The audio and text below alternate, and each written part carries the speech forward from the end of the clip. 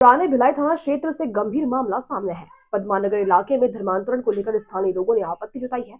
आरोप है कि एक परिवार की बीमारी का फायदा उठाकर उनसे धर्म परिवर्तन के लिए दबाव बनाया गया। मामले की जानकारी मिलते ही पुलिस ने संज्ञान लेते हुए जांच शुरू कर दी है।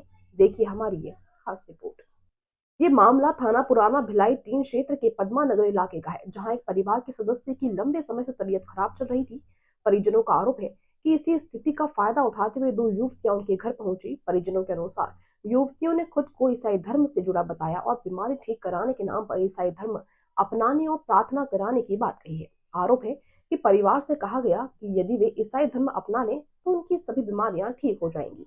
घटना की जानकारी फैलते ही इलाके में नाराजगी का माहौल बन गया और स्थानीय लोगों ने इनसे जबरन धर्मांतरण की कोशिश बताया। मामले की सूचना मिलते ही पुराना भिलाई थाना पुलिस मौके पर पहुंची और पूरे प्रकरण की जांच शुरू कर दी।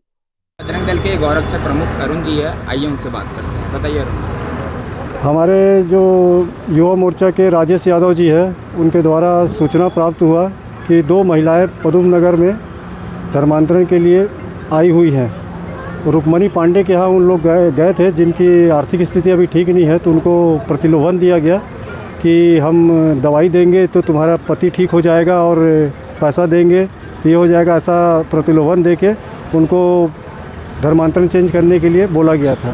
कहाँ से आई थी वो दोनों महिलाएं? दोनों महिलाएं एक तो यहाँ की है, झारखंड की थी, और एक ये कुम्हारी की है। मतलब इतना दूर से आके धर्मांतरण जैसा कृत्य कर रहे हैं यहाँ? हाँ, तो हमारे ऐसे जागरूक कार्यकर्ता रहने से ये अपने काम में पूरा नहीं हो पाते हैं।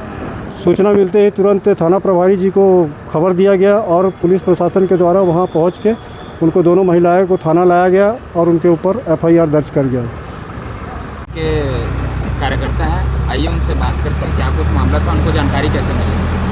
दरअसल बात ऐसी है कि सवेरे 9:30 से 10 बजे के बीच में जो भारतीय युवा मोर्चा के जो राजेश यादव जी, उनके द्वारा हमें सूचना प्राप्त हुई है कि उनके वार्ड में कुछ इस प्रकार की महिलाएं हैं जो सामने वाले परिवार को पैसे का लालच देकर धर्मांतरण करने की बात कर रही है और उनको ऐसा बता रही है कि यदि आपके घर में किसी मतलब उनके हस्बैंड की तबीयत ख़राब है तो आपको तबीयत ठीक हो जाएगा, ये बाइबल पढ़िए और आप धर्म परिवर्तन करेंगे तो आपको इलाज के लिए और पैसा मिलेगा और आपकी सारी सर्व सुविधा का ध्यान रखा जाएगा। तो इस प्रकार की जो मानसिकता के लोग हैं जो हिंदू लोगों को मतलब भ्रमित करके उनको धर्मांतरित करने का प्रयास कर रहे हैं, तो उनको ये संदेश देना चाहते हैं हम कि अगर इस प्रकार की प्रतिक्रिया मतलब इस प्रकार की क्रिया होगी तो अभी भी समाज में ऐसे हिंदू और जागरूक और हिंदू लोग मौजूद है कि जो इसका कड़ा विरोध करेंगे। बार बार ऐसी धर्मांतरण की समस्या सामने आ रही है, प्रशासन कुछ ठोस कदम उठाना चाहिए कि नहीं, जिससे कि समस्या कम हो?